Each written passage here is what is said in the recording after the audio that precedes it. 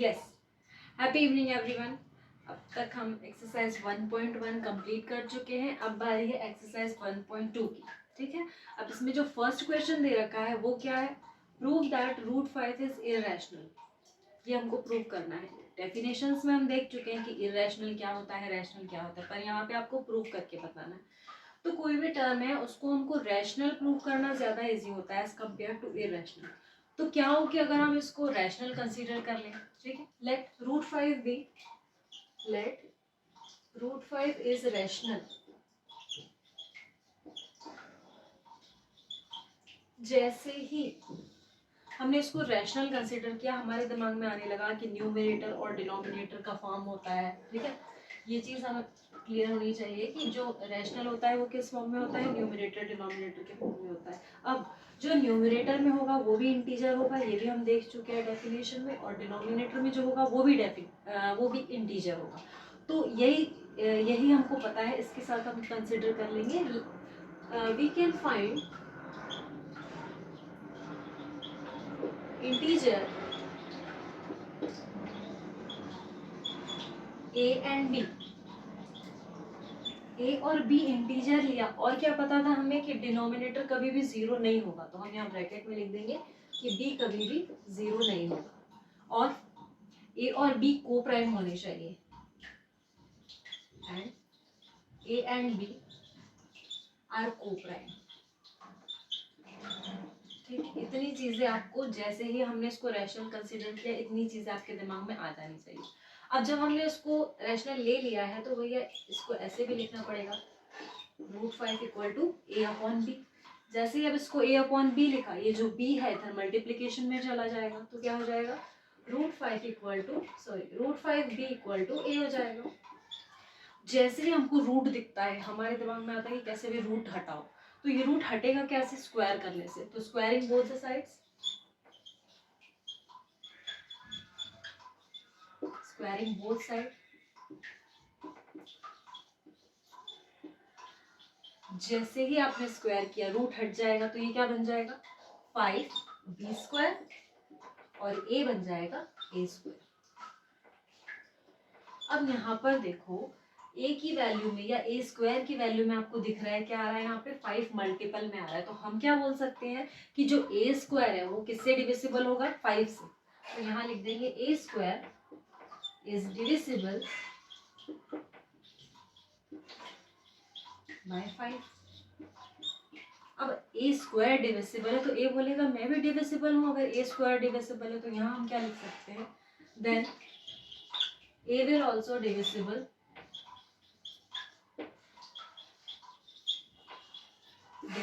by 5।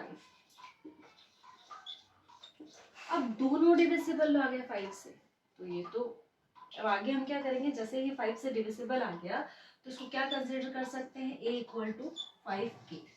मतलब 5 के multiple पे कोई भी नंबर हो डजेंट मैटर, बस a की वैल्यू जो है हमेशा वो 5 का डिविजिबल होगी, 5 से डिविजिबल होगी। ठीक, तो हमने यहाँ पे कर लिया late a equals to 5k। अब जैसे ही आपने 5k अज्यूम किया, यहाँ पे a की वैल्यू में आप क्या रख देंगे, 5k। यहाँ पे लिख भी दीजिए कि k is any integer, doesn't matter. अब आपने यहाँ लिख दिया, a की वैल्यू हम कहाँ पुट कर देंगे, यहाँ पे put a in equation 1।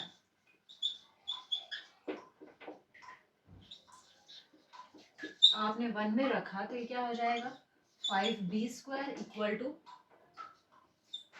5k का होल स्क्वायर। अब यहाँ से सॉल्व करेंगे तो देखिए क्या आएगा, 5b² इक्वल टू 5 5 25, 25k²। 5 से 25 कैंसिल होगा तो क्या बचेगा, b² इक्वल टू 5k²। यहाँ से हमने देखा कि जो b की वैल्यू है वो भी किसके मल्टीपल में आ रही है, 5 के मल्टीपल में। तो हम लिख सकते हैं कि b² इज डिविजिबल बाय 5। अब b² डिविजिबल है तो b भी डिविजिबल होगा।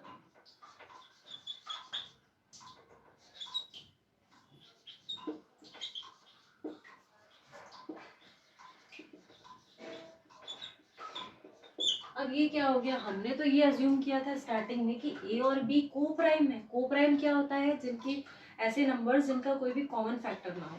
तो अब यहाँ पर तो देखिए ए बी जो है वो 5 से डिविजिबल है और बी जो है वो भी 5 से डिविजिबल है, तो ए और बी का कॉमन फैक्टर क्या हो जाएगा, 5।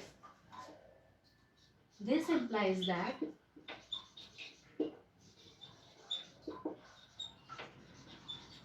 A and B have common factor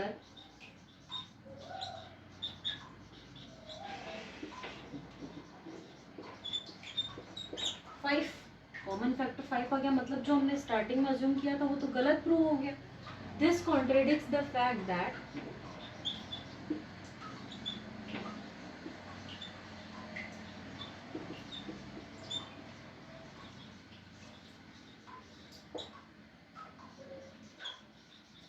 A and B are co-prime। A और बी हमारा को प्राइम है, ये तो रॉन्ग प्रूव हो गया। और ये सारे फसाद की जड़ क्या है कि हमने स्टार्टिंग में क्या कर लिया था, √5 को रैशनल मान लिया था। तो ये लिखेंगे कि this contradiction arisen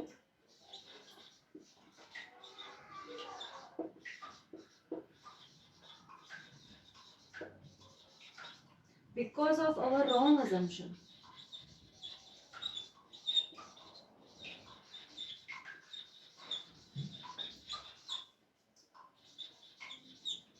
Because of our wrong assumption। Which kind of wrong assumption? तो जो हमने √5 को रैशनल माना था वो हमारा wrong assumption था। That √5 is rational। सारी बात गलत प्रूव हो गई, तो हम क्या कंक्लूड कर सकते हैं कि √5 जो है वो इररेशनल है। So we can conclude that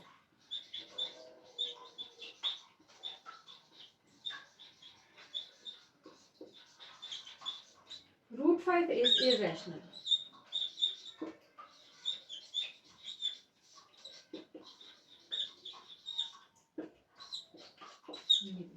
बहुत बहुत बहुत ज़्यादा इसी प्रोसीजर है ये कि हमने √5 को रैशनल कंसीडर किया था। रैशनल कंसीडर किया तो डेफिनेटली a अपॉन बी के फॉर्म में आएगा। ठीक, अब a अपॉन बी ये को प्राइम इंटीजर्स है। 5 का इधर मल्टीप्लीकेशन किया, रूट हटाने के लिए हमने क्या किया, स्क्वायरिंग किया। जैसे ही आप स्क्वायर करेंगे ये हो जाएगा 5b² इक्वल टू a²। अब a जो है 5 के मल्टीपल में आ रही है वैल्यू, तो a² इज डिविजिबल बाय 5। अगर a² डिविजिबल होगा 5 से तो a भी डेफिनेटली 5 से डिविजिबल होगा। अब इस लाइन के अकॉर्डिंग हमने क्या लिख दिया कि a जो है वो किसी भी इंटीजर का मल्टीपल होगा, कैसे, 5 से मल्टीप्लाई कर दीजिए। तो a is equals to 5 into K, मतलब a की जो वैल्यू है वो हमेशा 5 से डिवाइड होगी, तो इसलिए आपने यहाँ पे 5 को लिख दिया और इंटीजर कोई भी लिख दिया। तो a की वैल्यू 5 की आई तो हमने इसमें इक्वेशन 1 में पुट किया, a इक्वल टू 5 की, 5b² इक्वल टू 5 के स्क्वायर। अब यहाँ पे देखिए 5b² इक्वल टू 25², 5 से 5 कैंसिल हो जाएगा, तो b² की वैल्यू क्या आ जाएगी, 5k²। अब यहाँ देखिए यहाँ पर भी 5 मल्टीपल में आ रहा है, तो हम क्या लिख सकते हैं कि b² जो है वो 5 से डिविजिबल है। Then 5 is also divisible by, sorry, b is also divisible by 5। This implies that a and b both have common factor what, 5। अब 5 जैसे ही कॉमन फैक्टर आ गया दोनों का, तो ये प्रूव हो गया कि को प्राइम तो है ही नहीं। तो this contradicts the fact that a and b are co-prime। Okay, and this contradiction arises because of our wrong assumption। Which wrong assumption? √5 is rational। इससे हमको ये पता चला कि जो भी हमको √5 वैल्यू दे रखी थी वो क्या होगी, इररेशनल होगी। ठीक है, अब हमको देखना है क्वेश्चन नंबर 2।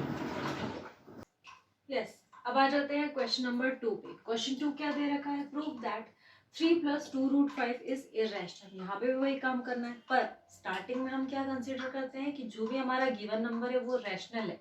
तो यहाँ आप लिख देंगे लेट 3 + 2√5 इज रैशनल। अब ये रैशनल है तो हमने दो इंटीजर्स कंसीडर किए। We can find integers C and D। दो इंटीजर्स हमने ले लिए C और D। इसको कैसे लिखेंगे हम, 3 + सच दैट, हमने अगर सी और डी को लिया है इंटीजर्स में तो क्या हो जाएगा, such that 3 plus 2√5 is equal to C upon D, जहां पर डी कभी भी 0 के इक्वल नहीं होगा और डी को प्राइम भी होगा, सी और डी को प्राइम भी होंगे। अब आप इनको सॉल्व करके देखिए, 3 plus 2√5 equal to C upon D. अब ये जो 3 है इधर माइनस में आ जाएगा तो सी अपॉन डी -3, 2 इधर मल्टीप्लाई में है तो इधर डिवाइड में आ जाएगा, तो √5 equal to 1/2 C upon D -3। अब ये जो इक्वेशन है इस पे ध्यान दीजिए, सी और डी की किसी भी वैल्यू के लिए ये पूरी साइड क्या होगी, रैशनल होगी। सिंस, इसको हम लिख सकते हैं since C and D are integers, C और डी अगर इंटीजर्स हैं तो ये पूरी वैल्यू क्या हो जाएगी, रैशनल हो जाएगी। Then 1/2 into C upon D -3 will be rational, will be rational। अब अगर ये रैशनल हो जा रहा है तो हम ये मान लेंगे कि √5 भी रैशनल होगा। Therefore, √5 is rational। पर प्लीज अब ये मत कह देना कि we know that √5 is irrational so this contradicts the fact। ना, इस क्वेश्चन में कहीं पर भी हमें ये नहीं पता है कि √5 इरेशनल है। जो पढ़ा था वो प्रीवियस क्वेश्चन में पढ़ा था, इस क्वेश्चन के लिए आपको इसमें प्रूव करना पड़ेगा। इसमें किसी को भी बार बार ये लिखने की जरूरत नहीं कि वी नो दैट नहीं, प्रेजेंट क्वेश्चन में आपको प्रेजेंट क्वेश्चन के लिए प्रूव करना पड़ेगा, ठीक है। तो यहाँ पर जब बोल दिया कि देयरफॉर √5 इज रैशनल तो आपको फिर प्रूव करना पड़ेगा। देखिए जैसे कि √5 अगर रैशनल है तो हम क्या करेंगे, √5 को ले लेंगे a अपॉन बी के फॉर्म में, इसीलिए हमने यहाँ पे अलग इंटीजर्स लिए थे सी और डी, ताकि बाद में हमको ये प्रूफ करना पड़ेगा, ठीक। तो हमने ले लिया √5 is equals to a upon B, जहाँ पे a और b क्या है, इंटीजर्स हैं, a and b are integers और को प्राइम इंटीजर्स।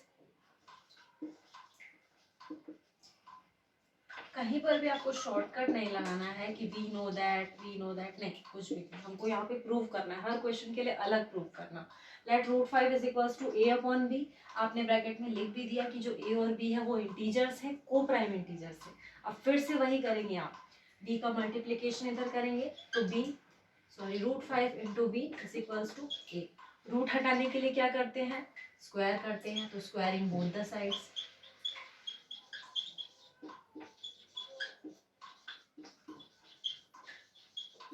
मार्क्स आपको प्रेजेंट क्वेश्चन के लिए मिलेंगे, इसलिए नहीं कि प्रीवियस में आपने प्रूव कर लिया था √5 इज इरेशनल तो यहाँ जरूरत नहीं, अगर ये पूछा तो इसमें प्रूव करना पड़ेगा, ठीक है। तो स्क्वायरिंग बोथ द साइड्स, जैसे ही आपने स्क्वायर किया क्या हो गया, 5b² इक्वल टू a²। अब देखिए a जो है, a² की जो वैल्यू है वो क्या दिख रहा है, यहाँ पे 5 दिख रहा है, मतलब ये 5 से डिविजिबल होगा, तो आप यहाँ लिख देंगे a² इज डिविजिबल बाय 5।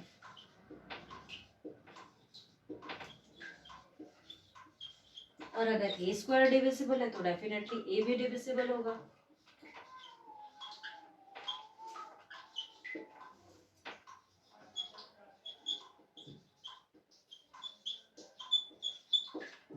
अब जैसे हमने यहाँ लिख लिया कि ये डिविजिबल होगा 5 से, तो हम क्या लिख सकते हैं, a की वैल्यू को let a is equal to 5k। k क्यों लिख दिया हमने, क्योंकि k कोई भी इंटीजर हो सकता है, ये चेंज होता रहे डजेंट मैटर, पर a की वैल्यू हमेशा 5 से डिविजिबल होगी। तो आप ब्रैकेट में लिख दीजिएगा कि k is any integer, k is integer, any integer. अब ये हो गया। अब a की जो वैल्यू है आप इस इक्वेशन में पुट कर दीजिए, second equation, put a in equation 1। ये हमारी इक्वेशन 1 जो है उसमें रख देंगे 5b² इक्वल टू 5k का होल स्क्वायर। अब ये क्या हो जाएगा, 5b² is equals to 25k²। Cancel होने के बाद क्या बचेगा, b² इक्वल टू 5k²। अब यहाँ पर देखिए वापस से वही चीज हो गई, सेम क्वेश्चन फर्स्ट क्वेश्चन की तरह। तो B square is divisible by 5, so that b is also divisible by 5.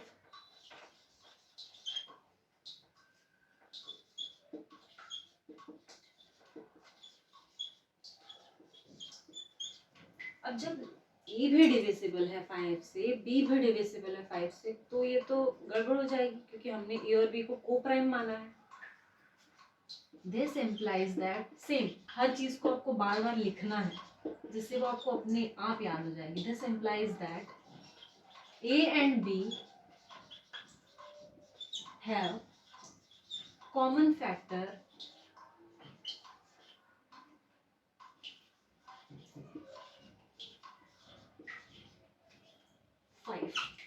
जैसे ही ये कॉमन फैक्टर आ जाएगा प्रीवियस चीज रॉन्ग प्रूव हो जाएगी। दिस कॉन्ट्रेडिक्ट्स द फैक्ट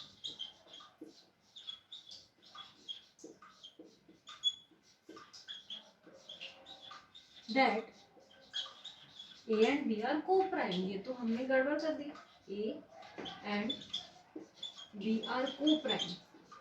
फिर से वही बात कि सारी चीज हुई कैसे, सारी चीज इसलिए हुई क्योंकि हमने √5 को रैशनल मान लिया था। तो यहाँ लिखेंगे this contradiction arises, this contradiction arisen because of our wrong assumption.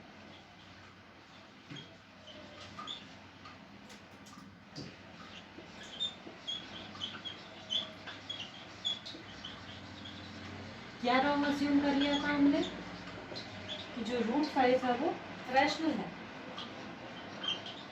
That √5 is rational.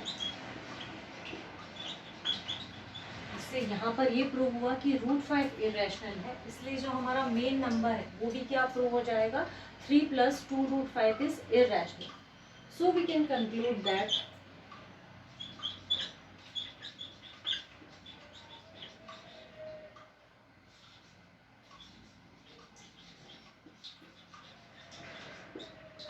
Three plus 2 √5 is irrational.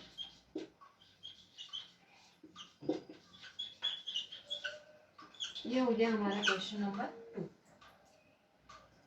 अब ये है कि क्वेश्चन 2 में भी ये एक्स्ट्रा चीज हमें दे दी गई थी। तो जब भी एक नंबर जैसे रूट का है उससे अगर एक्स्ट्रा कोई भी चीज दे दी जाती है तो आपको क्या करना है, उसको एक डिफरेंट इंटीजर मान लेना है ताकि बाद में आप अपने रूट की वैल्यू को अलग से प्रूव कर पाए कि ये इरेशनल है। यहाँ पर कभी भी ये नहीं प्रूव कर देना है, इसके बाद में ये नहीं लिख देना है कि we know that √5 is irrational, we know that √2 is irrational. नहीं, ऐसा कुछ नहीं करना, डायरेक्ट कुछ भी नहीं करना है। आपको पूरा प्रूव करके बताना है कि जो हमारा नंबर है रूट वाला वो इरेशनल है। ये हम यहाँ प्रूव कर रहे हैं, इसलिए हम बोल सकते हैं कि जो हमारा गिवन नंबर है वो भी क्या है, इरेशनल। ठीक है, अब क्वेश्चन नंबर 3 देखेंगे हम। क्वेश्चन नंबर 3 का first part, prove that following are irrational. अब इसमें फर्स्ट पार्ट दे रखा है 1/√2। सेम प्रोसीजर आपको करना है स्टेप बाय स्टेप। कोई भी नंबर दे रखा हो, आपकी जो बेसिक स्टेप्स है आपको वही फॉलो करनी है और कहीं पे भी डायरेक्ट नहीं जाना है। ठीक है, तो देखिए यहाँ पर भी हमको क्या करना है, लेट 1/√2 इज रैशनल। इसको आपने रैशनल मान लिया। रैशनल मानते दिमाग में वो सारी बातें आ जाती हैं कि we can find integers, we can find integers A and D, जहां पर b जो है वो नॉट इक्वल टू 0 होगा, b is not equal to 0।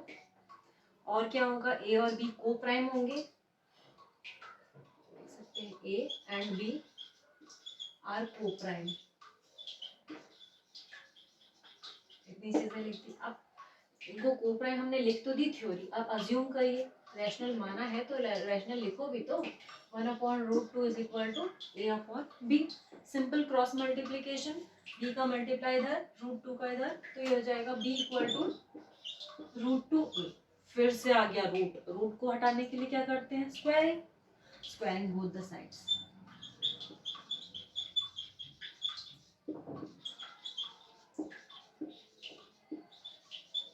जैसे ही आप स्क्वायर करेंगे क्या आ जाएगा, b² इक्वल टू 2a²। अब यहाँ से देखिए b की वैल्यू किसके मल्टीपल में आ रही है, 2 के मल्टीपल में, तो आप क्या बोल सकते हैं कि जो b² है वो किससे डिविजिबल होगा, 2 से डिविजिबल होगा। तो हम यहाँ लिख देंगे b² इज डिविजिबल बाय 2। अब भैया b² डिविजिबल हो रहा है 2 से, तो फिर b क्या बुरा है, b भी डिविजिबल होगा 2 से, b इज डिविजिबल 2। इसको यहीं छोड़ देते हैं। अब जैसे ही आपने लिखा कि b इज डिविजिबल बाय 2, आप क्या लिख सकते हैं, b equal to 2k।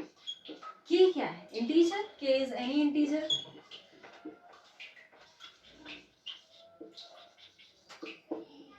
Her step को आप एक एक बार मुंह से बोलते हुए लिखते जाएंगे, हर क्वेश्चन में कहीं शॉर्टकट नहीं लेंगे, तो सिर्फ एक बार में ही आपको एकदम दिमाग में बैठ जाएगा, इसको फिर दोबारा नहीं पढ़ना पड़ेगा। तो b इक्वल टू 2k, अब यहाँ पे रख देंगे हम इक्वेशन 1 में,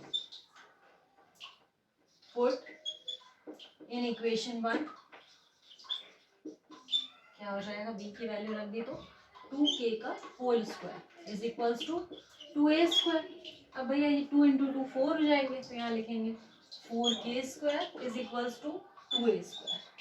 कैंसिल करो, 2 2 जा 4, तो a² की वैल्यू क्या हो जाएगी, 2k²। वापस वहीं आ गए हम तो कि जो a² की वैल्यू है वो किससे डिविजिबल हो रही है, 2 से, तो यहाँ लिख देंगे a² इज डिविजिबल बाय 2।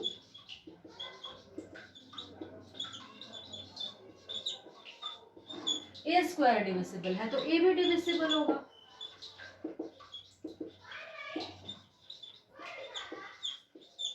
फिर से सेम प्रॉब्लम, हमने तो इनको को प्राइम माना था, ये कॉमन फैक्टर्स ले आए, तो दिस इम्प्लाइज दैट, क्या सोचा था और क्या हो गया, this implies that a and b have common factor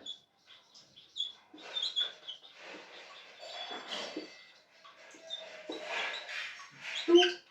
अब कॉमन फैक्टर हो गया तो पुरानी बात तो गलत साबित हो गई, तो यहाँ लिख देंगे दिस कॉन्ट्रडिक्ट्स द फैक्ट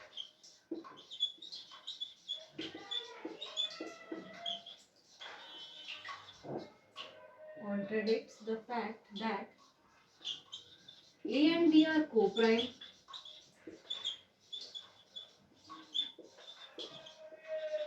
अब फिर से ये सारी रामायण हुई कैसे, क्योंकि हमने हमारे नंबर को क्या कर लिया था, रैशनल मान लिया था।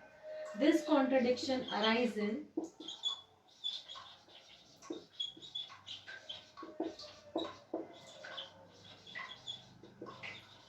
Because of our wrong assumption।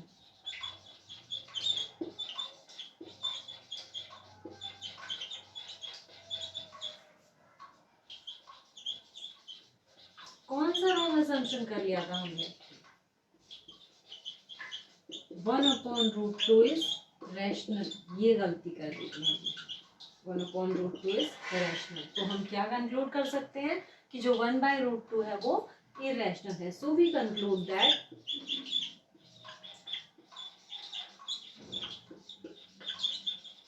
(1/√2) is irrational।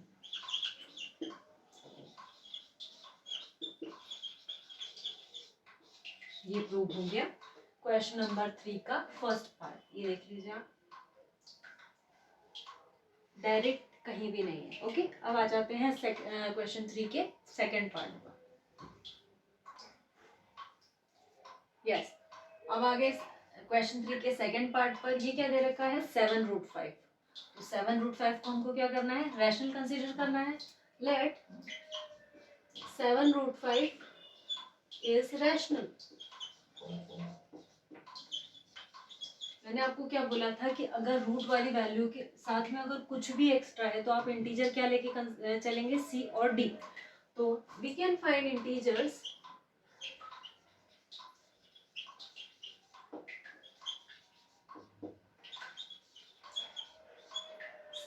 C and D. C और डी ले लिया, जहाँ पर डी जो है वो नॉट इक्वल टू 0 होगा, ये आपको हमेशा लिखना है। और यहाँ पे हमने मान लिया तो such that 7√5 is equal to C upon D. अब जो ये रूट की वैल्यू है इसको यही रहने देंगे, 7 को डिनोमिनेटर में ले आएंगे, तो क्या हो जाएगा √5 इज इक्वल टू 7d। अब आप बोलेंगे कि हम डायरेक्टली अगर यहाँ पर क्रॉस मल्टीप्लाई करके स्क्वायर कर दे तो नंबर और बड़े होते जाएंगे, तो हमको शॉर्ट में कैलकुलेशन कम करने के लिए हम ये करेंगे, अगर आप यहीं से मल्टीप्लाई करेंगे फिर इसका स्क्वायर करेंगे तो फिर 7 7 का 49 होगा, कैलकुलेशन बढ़ती जाएगी, तो हमको ऐसा नहीं करना है, कैलकुलेशन नहीं बढ़ानी है हमारी। तो अब ये देखिए इक्वेशन नंबर 1, ये साइड अगर आप देखो c अपॉन 7d, तो इसमें हमको दिख रहा है कि c और d की किसी भी वैल्यू के लिए हमको ये साइड क्या मिलेगी, रैशनल मिलेगी। Since c and d are integers, so c upon 7d will be rational. c upon d will be rational. अगर ये रैशनल है तो भैया ये भी रैशनल होंगे, therefore √5 is also rational.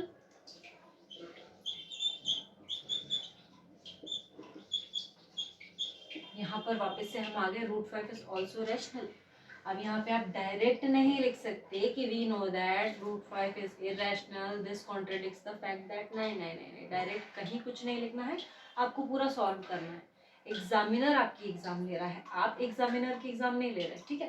तो यहाँ पे आपको लिखना पड़ेगा कि let √5 equal to a upon b, bracket में लिख दो a एंड b आर को प्राइम इंटीजर्स, शॉर्ट में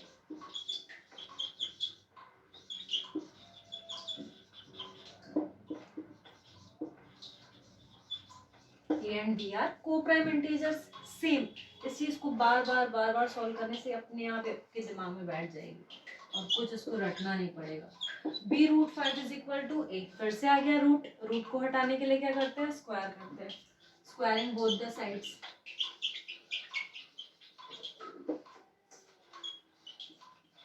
स्क्वायरिंग बोथ साइड्स। ओके, अब स्क्वायर किया तो क्या हो गया, b² into 5b² equal to a की वैल्यू क्या आ रही है, 5 का मल्टीपल आ रही है, सेम चीज लिखेंगे, a² is divisible by 5,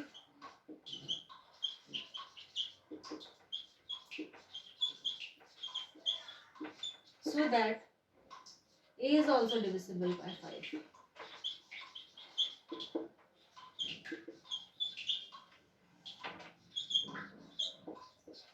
same चीज करनी है, let a is equals to 5k।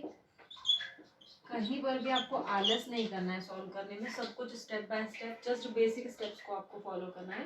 a equal to 5k, अब a की वैल्यू को आपको यहाँ रख देना है, सॉरी स्क्वायर में, तो 5b² इक्वल टू 5k का होल स्क्वायर। यहाँ पे आपको साइड में ये भी लिखना है कि k इज एनी इंटीजर, सब कुछ लिखना है, कुछ भी छोड़ना नहीं है, कि हमने पिछले क्वेश्चन में लिख दिया था, हमें तो पता है। अब इसमें लिख के क्या करेंगे, 5b² equal to 5k² whole square. अब यहाँ पे लिखेंगे, इसको कैंसिल कर देंगे,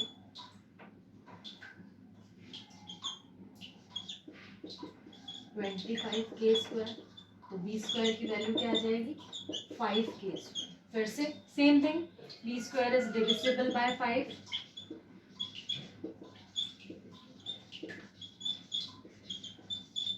and b is divisible by 5.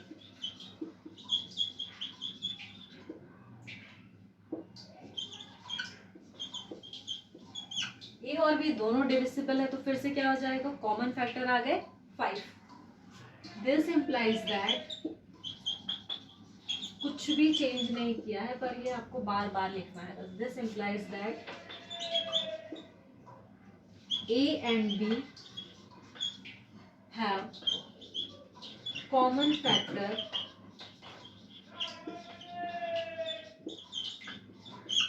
common factor 5, तो फिर से गलत प्रूव हो गया। This contradicts the fact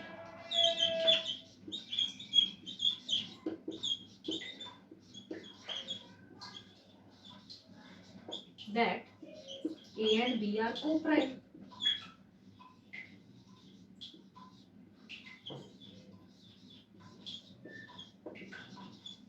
A और B co-prime हो गया. अब ये सारी चीज कहाँ से आई? दिस कॉन्ट्रडिक्शन अराइज इन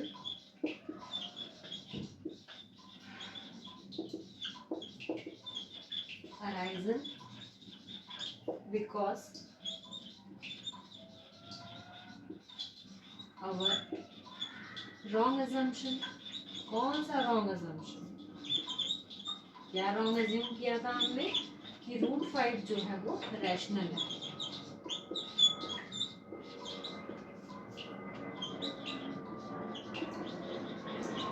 अगर √5 इरेशनल प्रूव हो गया तो जो हमारा गिवन नंबर होगा वो इरेशनल प्रूव कर दिया. सो वी कंक्लूड दैट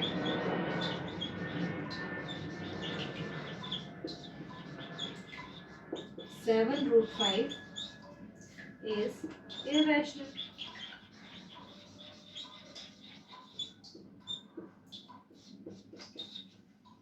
ये हो गया हमारा सेकंड पार्ट. ये देख लीजिए. अब करना है थर्ड पार्ट √2. इसको भी हमको सेम थिंग करनी है. Let 6 + √2 is rational. मैंने आपको क्या बोला था कि अगर रूट वाले नंबर के साथ कुछ भी एक्स्ट्रा आता है तो आपको इंटीजर से स्टार्टिंग में क्या कंसीडर करना है? C and D. तो यहाँ पर 6 दिख रहा है हमको एक्स्ट्रा में, तो क्या लिखेंगे? We can find integers C and D. D is not equal to 0. अब इसको आप क्या लिखेंगे? Such that 6 + √2 is equals to 6 + √2 equal to C/D. 6 जो है इधर एडिशन में है तो इधर जाके माइनस में हो जाएगा C/D. तो √2 is equals to C/D - 6. अब फिर से आप इस पूरे नंबर को देखिए, राइट हैंड साइड में जो लिखा है इसको देखिए, तो C और D की किसी भी वैल्यू के लिए ये आपको क्या देगा? रैशनल नंबर ही देगा. ठीक है, तो हम क्या लिख सकते हैं? Since C and D are integers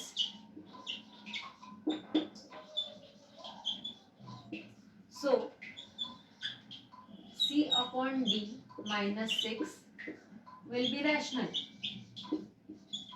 be rational.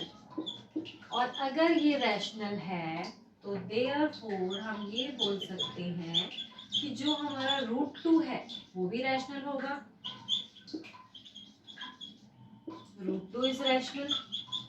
यहाँ पे फिर से आपको वी नो दैट करके नहीं लिखना है, आपको प्रूव करना है. तो लिखिए late √2 is equals to A/D, where A and B are co-prime integers.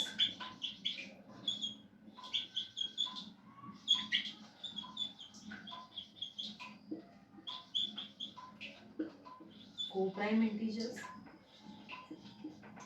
अब सेम थिंग b का मल्टीप्लिकेशन इधर करिए, तो b √2 equals to a. Root हटाने के लिए स्क्वायर करते हैं, स्क्वायरिंग बोथ द साइड्स. तो b² × 2 is equals to a². अब देखिए जो a² की वैल्यू है वो क्या है? 2 से डिविजिबल आ रही है, तो आप लिख सकते हैं a² इज डिविजिबल बाय 2. इसीलिए जो a है वो भी डिविजिबल बाय 2 होगा.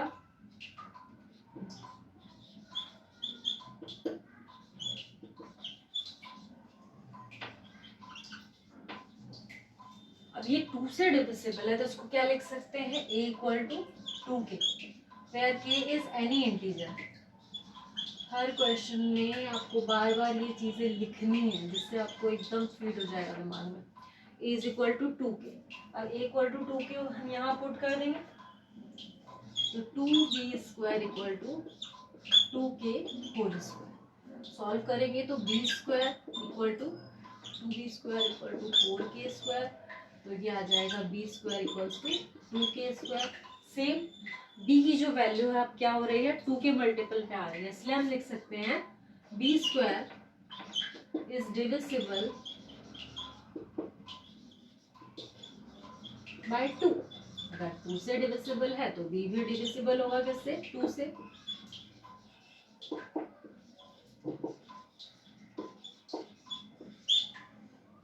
फिर से क्या हो गई, गड़बड़ हो गई कि हमने तो इनको को प्राइम मान लिया था, ये तो दोनों कॉमन फैक्टर लेके बैठे हैं। तो लिख देंगे दिस इम्प्लाइज दैट, बोल बोल कर लिखना है आपको तो जिससे आपको एकदम याद हो जाएगा। This implies that a and b have common factor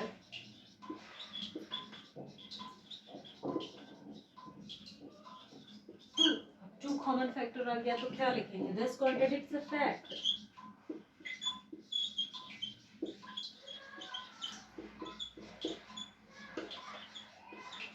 that this contradicts the fact that a and b are co-prime.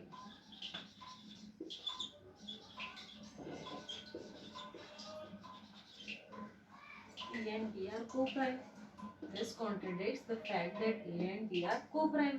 अब ये फिर से कहाँ से हुआ था शुरू, ये सब कुछ हमने √2 को a अपॉन रैशनल मान लिया था, तो वो चीज गलत प्रूव हो गई। This contradiction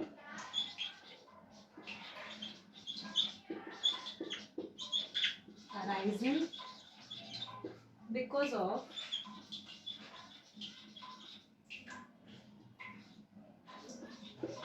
our wrong assumption.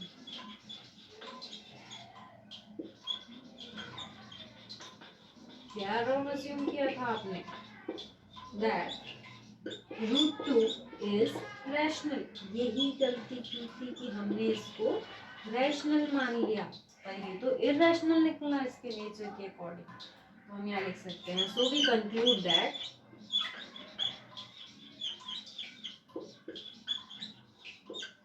Six plus √2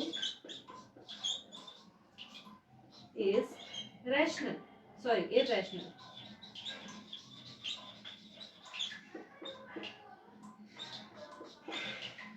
ये हो गया हमारा क्वेश्चन नंबर 3 का थर्ड पार्ट। इसके साथ हमारा चैप्टर नंबर 1 कंप्लीट होता है। अगर आपको समझ में आया हो, अच्छा लगा हो तो इसको लाइक करें, शेयर करें और सब्सक्राइब करें। और अगर इस चैप्टर के रिगार्डिंग आपको जो भी डाउट होता है आप वो कमेंट में बोल सकते हैं।